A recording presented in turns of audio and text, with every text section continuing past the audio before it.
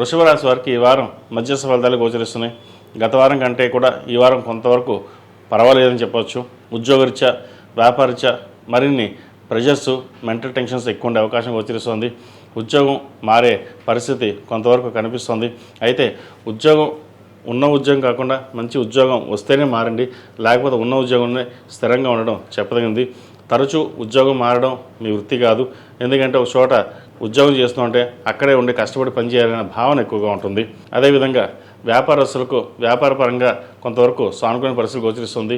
అయితే ఖర్చులు ఎక్కువగా ఉండే అవకాశం కూడా లేకపోలేదు. భూ సంబంధించిన వ్యవహారాలు కావచ్చు, కోర్టు సంబంధించిన వ్యవహారాలు సానుకూలపడతాయి. అదేవిధంగా స్థిరాస్తులకు సంబంధించిన వ్యవహారాలు కూడా సానుకూలపడే విధంగా గ్రహగతులు గోచరిస్తున్నాయి. సంతాన అభివృద్ధి బాగుంటుంది. వారికి మంచి స్కాలర్షిప్ కావచ్చు, మంచి ఉద్యోగం కావచ్చు వచ్చే అవకాశాలు లేకపోలేదు.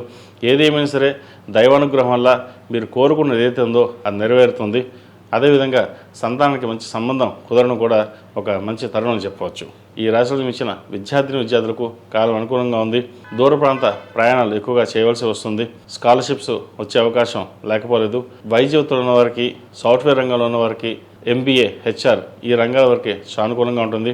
చిరుస్థాయి పరిశ్రమలు చేసుకునేవారు కూడా వారికి అనుకూలంగా ఉందని చెప్పవచ్చు. ఏదైనా సరే కష్టం తగిన ప్రతిఫలం కొంతవరకైనా ఈ వారం లభించే దశగా గ్రహగతులు గోచరిస్తున్నాయి. ఈ రాశిలో మించిన స్త్రీలకు వృత్తి ఉద్యోగాల పరంగా సానుకూలంగా ఉంటుంది.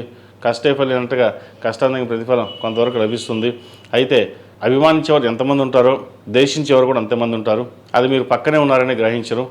ఎవరికైనా ₹1 అప్పు ఇస్తే అది చక్కగా తీసుకోవడం, మీరు అడిగినప్పుడు మిమ్మల్ని ఇబ్బంది పెట్టడం జరుగుతుంది.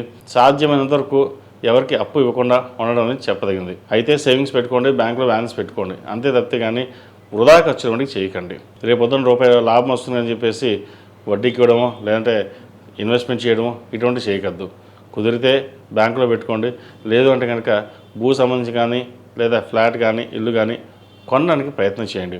గృహయోగం ఉంది. చక్కగా ఆ దిశగా ప్రయాణం చేస్తే మంచి ఫలితాలు సంప్రాప్తిస్తాయి. అదేవిధంగా రాజకీయ రంగంలో ఉన్న వారికి అనుకూలంగా ఉంటుంది. సినీ కళా పరిశ్రమల వారికి సానుకూల పరిస్థితి గోచరిస్తుంది.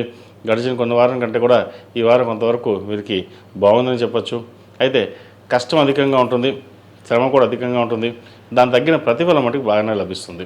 కష్టపడడం ఫలితం లభించాక సంతోషం అనేది ఏర్పడుతుంది. Chartered accounts, real estate, software రంగంలో ఉన్న వారికి, ఫ్యాషన్ డిజైనింగ్, ఆర్టిఫిషియల్ ఇంటెలిజెన్స్ ఈ రంగాల వారికి చాలా వరకు అనుకూలంగా ఉందని చెప్పచ్చు.